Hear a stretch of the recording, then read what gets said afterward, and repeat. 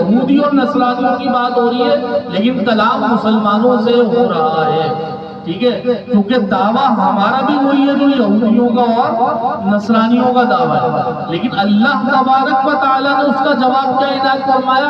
ہمیں اس کے تحت اپنے اعمال بنانے، نہ کہ یہ کہ ہمیں اپنے اعمال بنانے، اپنے گھر میں اپنے اعمال کو بولنے بھائی ہم صحیح کر رہے ہیں، ہمارے پاس فلاں مولوی کا فتویٰ ہے تو فلاں، کسی کا فتویٰ نہیں، ٹھیک ہے۔ سب سے زیادہ علم دین جنہوں نے سیکھا نبی پاک کے ساتھ، نبی پاک کے صحابہ تھے، ان کے دور میں اٹھا کے دیکھ لیں کتنے فتوے دیے گئے، اور آج کل تو کسی کے پاس یہ فتاوا ہے، کسی کے پاس وہ فتاوا ہے، اور منہ پہ تو پابندی نہیں،